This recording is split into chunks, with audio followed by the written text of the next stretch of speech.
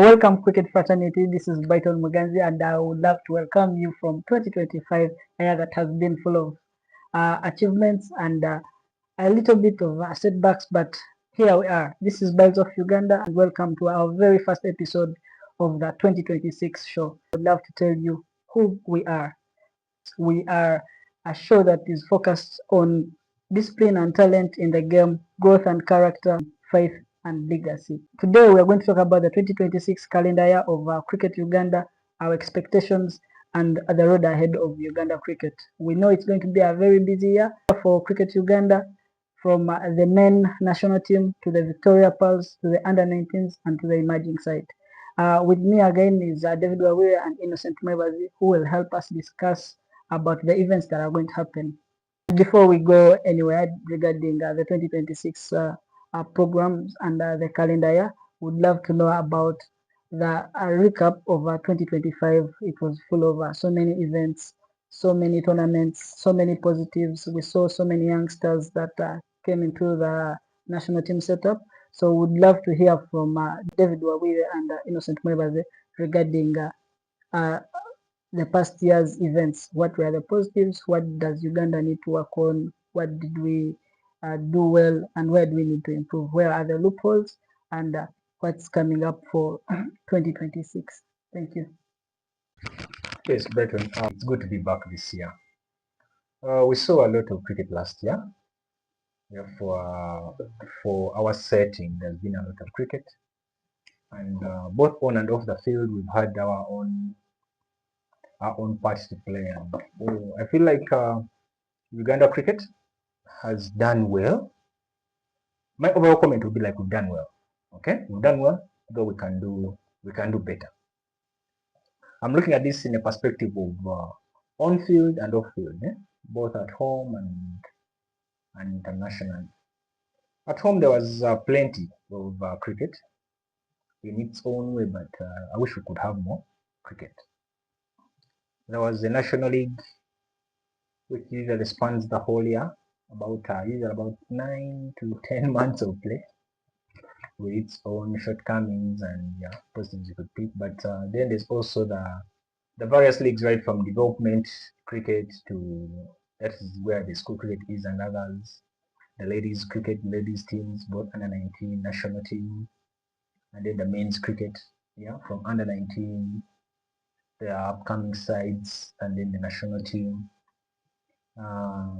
The snippets of franchises that we try to put up, and or that we put up over the course of time. There were various tournaments last year, and they're very exciting, as we discussed almost at the end of the year. The Mukono one per se, that was more of a build up to what is happening this year, to what will happen this year. A lot of positives were picked from that.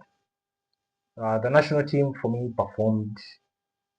They've outdone themselves over the past couple of years, despite not having that one shepherd that carries through. They've been that struggle to try and move on from one coach to another, but you can't take it away from them. The association has done its best, and you see the team is actually still stacking up these wins.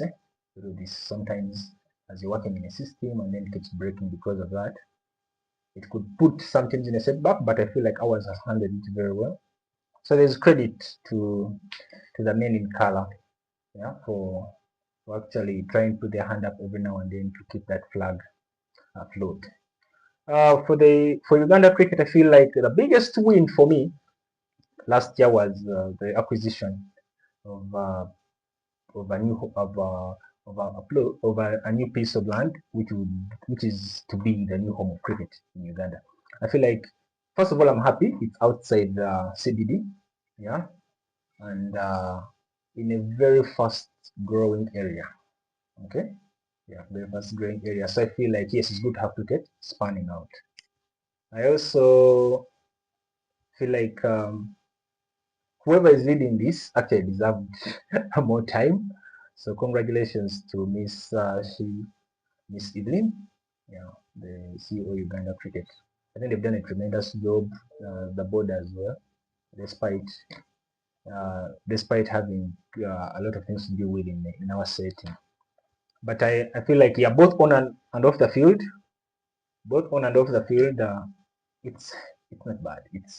We're in the right direction. We are being it's a step in the right direction. I feel. I think if anyone feels otherwise, yeah. But for me, I think we're on the right track. We had very many positives, really. I think my colleague can agree with me.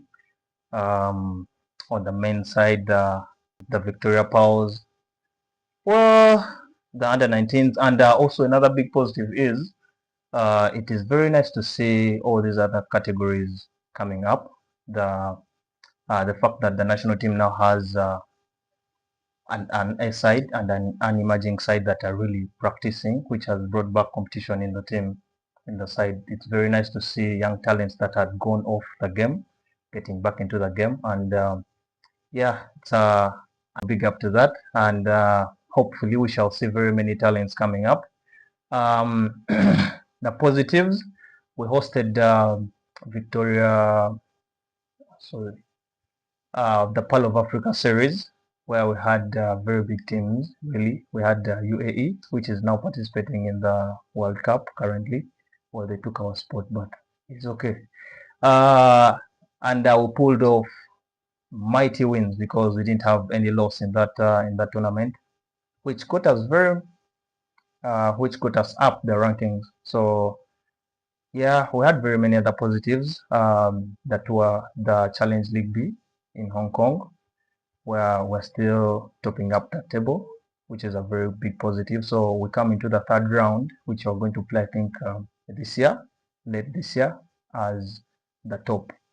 So there are very many things, very many positives, and also, well, there's no straight road. There are always ups and downs, ups and downs. So yeah, That's only in Uganda, my friend. Okay, thank you, David and Innocent. That was their recap regarding 2025. And straight to the main topic of this podcast, we are talking about the 2026 calendar. The most exciting events that are happening in Uganda is that we'll have Canada tour to Uganda, and we'll have also the Pearl of Africa T20. But before that, next month in March, the national team for men will be traveling to Namibia for 3 ODIs and 2 T20s. Meanwhile, there's also a senior team tour to Zimbabwe that will be in May, and another biggest tournament for this year is the sub-regional qualifiers that will be held in Nigeria before we go for qualifiers in 2027. Otherwise, I would love to have comments from David Wawira and Innocent Mwebazi regarding the senior men's calendar. Yeah, Britain, as you said, there's plenty of cricket actually coming up. You recently lost to the national team, so shall try to stay within your constraints. But I would like to say it seems quite intentional this time around that Cricket Uganda is actually, when you look at the calendar, you will see an intention to avail more game time to the players. And besides just the national team, I feel like this will call for more players into the system. So the more cricket, the more you'll have in the system. Personally, I'm excited about what happens next month, the other month, because you notice Uganda will be playing teams that are coming right from, they're higher in ranking compared to us, which is the first, I feel like the first bonus, because I feel like it's appropriate competition. And then the other thing is they've also, most of them have actually featured in the World Cup, yeah, or are featuring in the current T20 World Cup, and that is exciting to see. There'll be so many players to watch, some players who inspire people back here at home. So my overall comment would be, yes, I see keen intent. There is intent in this roadmap, and I have a few questions regarding how we maintain the supply of players to actually sustain this level of cricket, because where we're going, the intensity will be there, the workload will be there. So how do we keep a continuous supply of this? Maybe that will be a discussion for another day, who knows. And then also I feel the developmental structures have also not been ignored. Yeah, when you look across board, yeah, there's an understanding that yes, there's a national team, but it has to be fed at some point. So that you can really see their programs to actually keep that also going, and it is quite exciting because basically every every age group on either side of the scale, the men's and the ladies actually has something in store for them. So I'm really excited to see, and also I feel like it's a good platform to see some of the players how they evolve. There will be a lot of game time for them. That is no excuse, especially the national team. There will be a lot of game time for them, and it will be exciting to watch. Thank you, Dev. All right, thank you, Dev. Just to continue talking about the development side, there are very many things that Cricket Uganda has put in line in terms of development. Very many programs um, in the domestic league, and there are very many other interesting programs in the high performance coming to the coaching, umpiring, mention it. So the things to look out for, we have a pace bowlers camp that is coming up for the first time in Uganda. So that means that is a very good thing. That's a very good initiative. What else would Innocent say? Besides the pace bowling camp. All right, Innocent, carry on. Yeah. It's very nice to see, pace bowlers are also being thought of. Very, very soon we shall be seeing even spinners, camps. You never know, we might have very many Brightons, leg spinners, in the country. So it's a very nice thing to see. Did that guy retire? This guy. I thought Brighton retired at the end of last year. No, he's still practicing his He hung the boot. He's still practicing his googly. So there are very many nice things to see, and of course talk about the boys' schools week, the ladies' schools week. There are very many activities in the and also another thing that we're really appreciating the Cricket Uganda. The fact that they're empowering uh, the players not only on field but also in other aspects of the game, the umpiring, the coaching. Every person is acquiring a level 1 coaching certificate, and they have opened up all the other programs concerning level 2, level 3. I don't know. We shall get more information, but the things have been opened up, so it's very nice to see. And about the domestic league, we had a very good domestic league last season.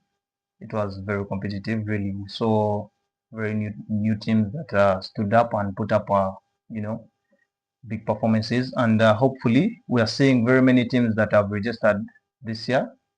I think more than 20 something teams. So yeah, there are positives.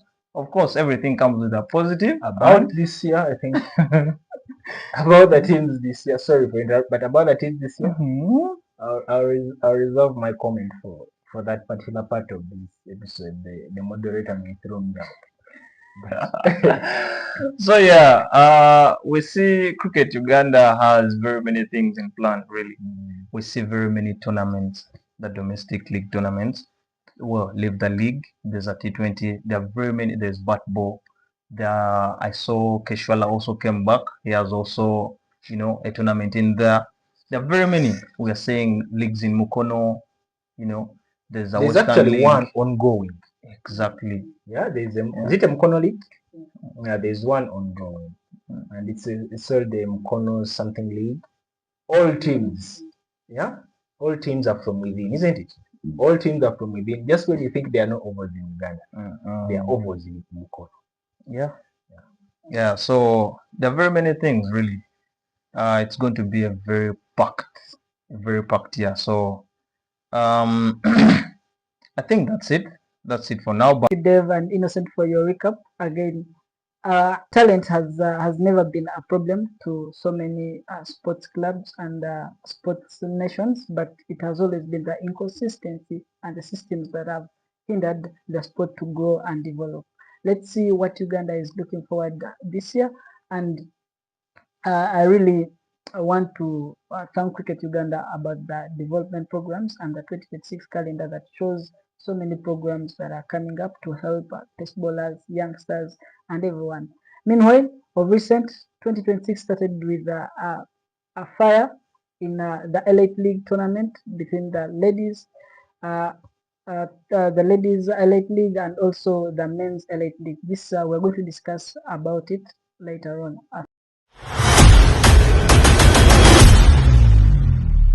My biggest question is, we have so many clubs that have registered so far. There are over 25 clubs in the 2026 2026 league, and this is a Div 1, which we can call gold, that has 8 teams. Div 2, which is silver, has also around 8 teams, and bronze A and B have a couple of 6 teams each. That is a total up of around 25 to 28 teams that have been registered. It's a positive for Cricket Uganda to see so many clubs come up and register for the league. But the question is, do we have enough players to participate in this league? And my question is to you, Dave, and Innocent. Do you think there is a competition that is increasing because of the teams are increasing, or the value of players is going to increase or reduce? What's your opinion about this? And are there enough players to sustain all these teams? Because literally last year we had a couple of between 15 to 18 teams that participated in the league, and literally every player was participating. So my question is, where are these players going to come from? Are they coming from schools? Are they coming from abroad? And remember, there is a tournament that is already taking place in Mukono, and these teams are the same teams that are going to participate in this coming league. So over to you, Dave. What do you say about this? Thank you, Brighton. Personally, when I saw the first write-up of the teams, I was quite disturbed. I like the revision that now we have maybe gold, silver, bronze A, bronze B. It's good, but it is the first time in a long time that I'm seeing that many teams on a fixture. Okay, it's interesting, especially for setting that we have. I think it's also a good reminder to Cricket Uganda that the sport is growing, yeah, and so they need to be intentional about creating game time, yeah.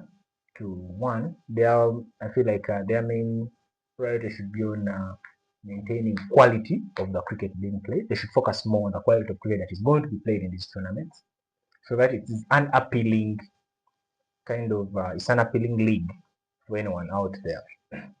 A couple of years back, and there was a lot of clubs that kept bringing pros to play in these leagues. But it's good to know that yes, that's the Cricket Uganda has assessed and seen that, you know what, we can actually have these teams and sustain them to actually play here. We shall ask ourselves, do we have the players? Do we have the resources to maintain this? Yeah. And do we have the facilities? Do we have the manpower to maybe umpires? Maybe, yeah. How many games happen every weekend? Will the clubs actually have enough time, enough game time, or are we just having too many clubs and one will play 2 games a year? Because initially we're even having about eight teams in Div 1, and then you still find you play about 14 games, which wasn't which wasn't still enough, because imagine in a space of about 9 months you've only played 14 games. It's still not enough for you to be able to compete. And I feel this weekend in the league, yeah, so much that you hear in the corridor someone saying that the league is not strong enough for us to select from. It's not what, but ideally that is where you're supposed to pick players from. It's good we have the numbers. So our problem is not the numbers who can play cricket. Yes, okay, it's not the problem. The problem is, or the question is, are the resources there? I'm happy to hear that Mukono is having a lot of cricket going on. Sorry to cut you, Dave. Sorry to cut you short, Dave.